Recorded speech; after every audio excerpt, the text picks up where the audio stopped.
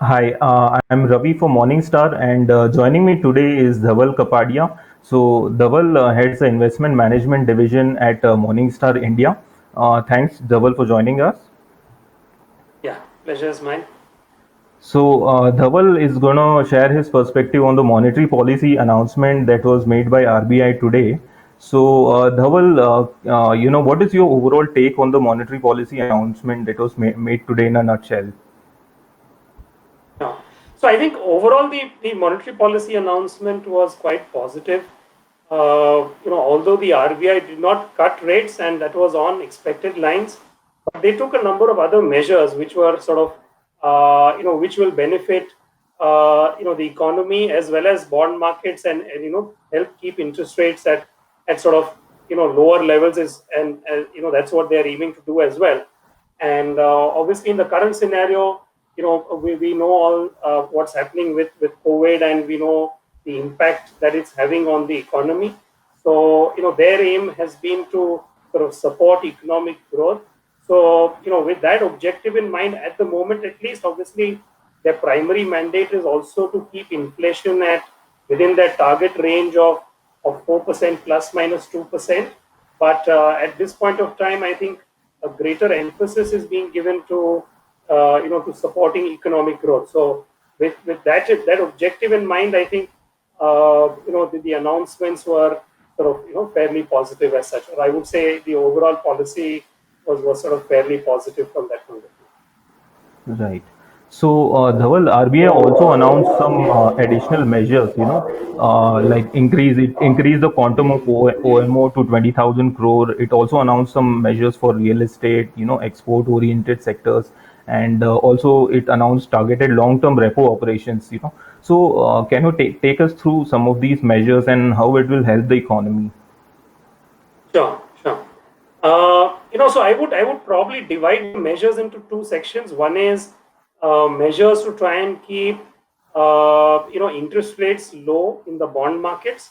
That has been an area of concern because the bond markets have been concerned about the expansion in the government's fiscal deficit and therefore the borrowing program. So and the impact that it could have on the interest rate. So therefore, one set of measures was announced to try and address those challenges, and the other set of measures were sort of directly to try and address the economy or growth in certain sectors of the economy as such. Now, if I look at the first set of measures which were announced to try and keep interest rates at moderate or lower kind of levels, these included measures such as increase in the quantum of open market operations. So essentially, what the Reserve Bank of India has been doing from time to time has been buying and selling different types of bonds in the market to try and keep interest rates at desired levels. So essentially, in particular, longer end interest rates for longer term bonds have been at relatively higher levels as compared to shorter term bonds. So this is referred to as a term spread.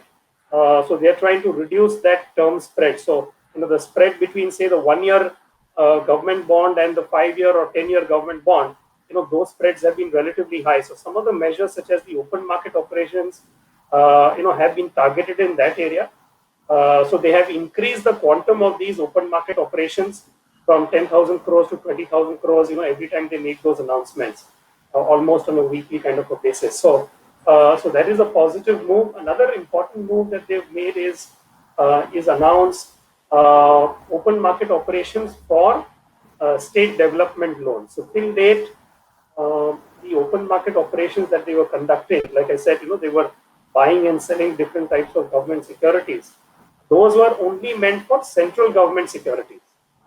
But now they have brought state government securities within that ambit as well. So that is again an important move because, as we know, not only the central government but the state governments are also under a fair bit of pressure when it comes to their fiscal, situation, and they are all required to borrow more because economy has slowed down, their revenues have slowed down, and therefore, this move in a way supports, state government borrowing in a way that, RBI, in other words, has said that they will be conducting some of these operations on state development loans. So they could buy and sell state development loans to try and ensure, or state government securities to try and ensure that interest rates on those don't go up so much. So I think, in short, the main objective of some of these measures is to try and ensure that due to increased borrowings either by the state or central governments, it should not have a negative impact on interest rates. So interest rates should not go up because of the increased borrowing that will be conducted by these by the central and state governments. Coming to the second set of measures, or the important measure that they've announced is try and sort of target the real estate sector. So obviously we know the real estate sector has been fair bit of a downturn for a few years, and now that has got sort of that downturn has got increased because of COVID as well.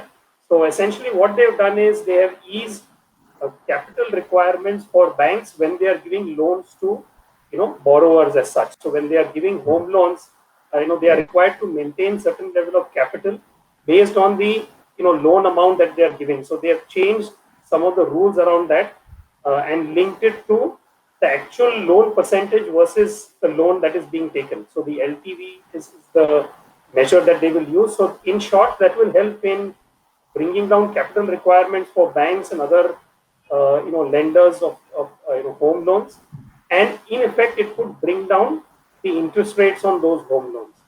So those are some of the measures that they have taken to try and like I said, boost the economy to a certain extent, or some sectors, and try and keep interest rates, or not allow interest rates to go up in the bond market.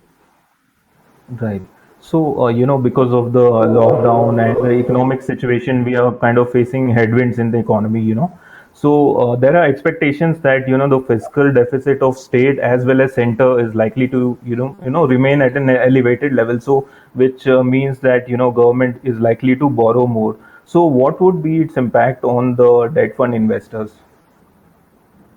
Yeah. So exactly. So that's the point that they've tried to address through through the open migrations and other sort of measures that they've taken. So in a sense, uh, uh, what they've sort of done essentially is that like I mentioned earlier, they have with expansion of the open market operations to include state development loans, with the increase in the OMO auctions. I mean, the quantum of OMOs that they will conduct, in a sense, the signal that they're giving to the markets is they're telling them that don't worry about the government's borrowing program that has increased because of the current economic slowdown and revenues slowing down. So through these various tools, they're saying that what they're implicitly trying to communicate is that they will try and ensure that it does not result in interest rates moving up. So from that point of view, it is again a positive for even debt fund investors, because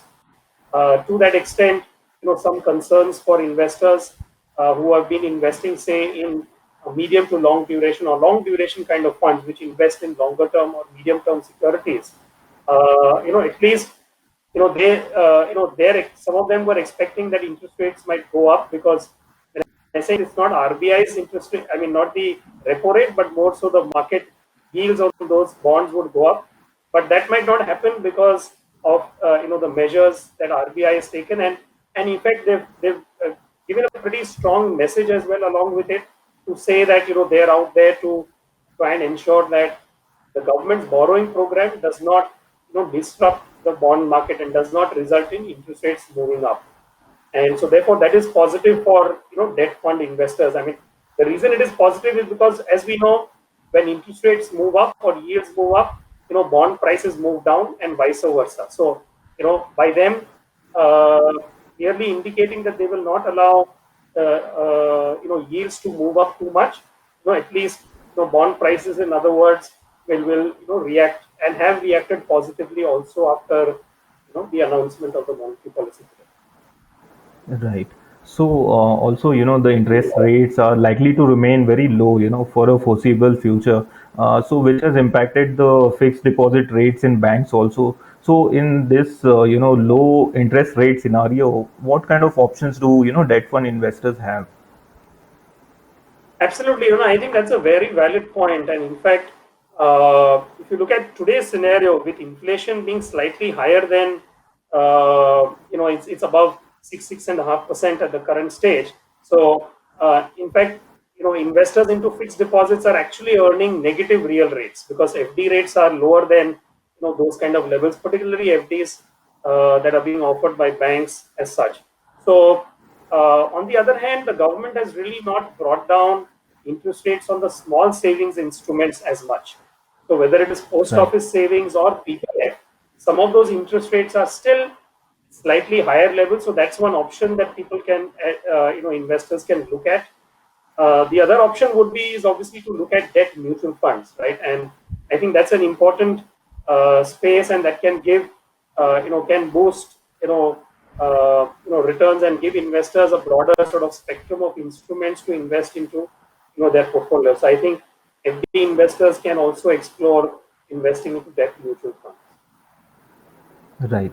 So, which brings me to the next question that, what are the options available right now with debt fund investors, given that, RBI has maintained status quo and, interest rates are likely to remain low. So, which segment of the market looks attractive right now? Is it the short term, long term or duration? So, what kind of strategy would you recommend, debt fund investors? Yeah, maybe I'll take a step back, before answering that question directly. Is that the first step for an investor when they're looking at debt mutual funds? There are two important criteria that they need to keep in mind. One is their investment horizon, and secondly is their risk appetite. Right. So investment horizon is important because that will determine which segment or which category of funds you can look at. So, for instance, somebody who's got a horizon of less than 1 year should essentially look at ultra short term or liquid kind of funds for investment. Somebody who's got a horizon of say about anywhere between 1 to 3 years or so can look at short term funds, right? Again, with sort of reasonable credit quality, and somebody with a horizon of greater than about 3 to 4 years can look at a mix of short term and medium to long duration kind of funds. Now, in terms of the attractiveness of each of these segments, in recent times, over the last few months, we've seen, some sort of flight away from credit funds. So, in a way, investors have moved away from funds that have been investing in lower credit kind of, papers and moved to, so-called safer options or funds which are investing in banking or PSU or AAA rated kind of papers, right? Right. With that happening, yields on those kind of papers have come down quite a lot. So because of the Mm, significant flow towards those papers, so in other words, the demand for those papers in a way has been quite substantial. So yields on those papers have come down.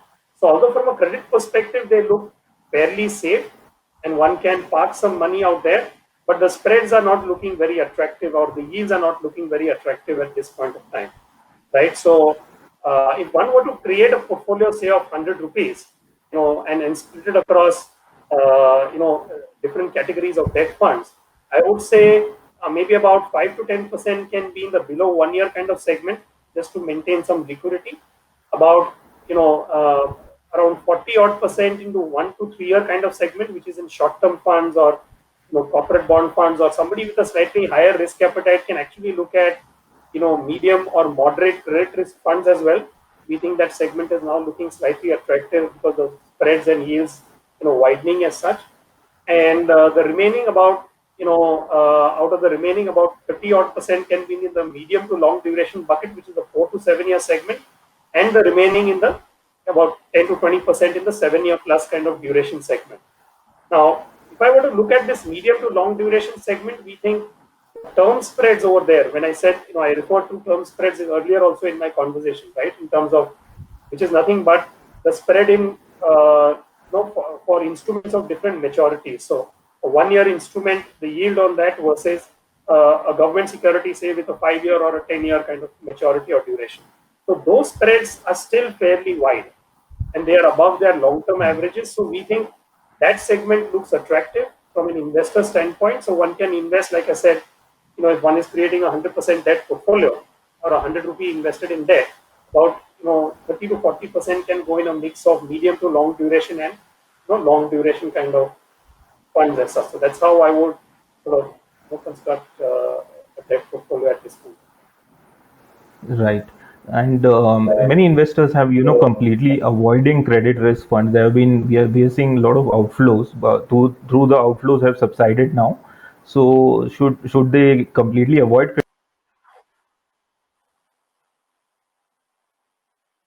So I would think it is credit risk subject funds? to your risk appetite. Yeah.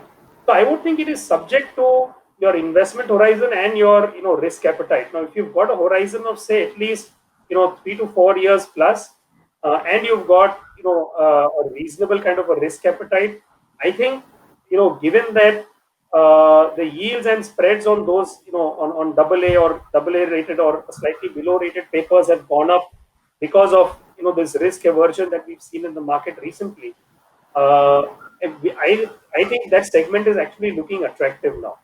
But one needs to be selective in terms of the funds one picks, or the fund that one invests into. I think the process needs to be strong, but I think it does merit maybe a percent in the portfolio, the investment horizon and the risk appetite. Right, Dhaval. Thank you so much for sharing your valuable insights. I think it was very useful for the investors. So for Morningstar, I'm Ravi. Thanks for watching. Thank you.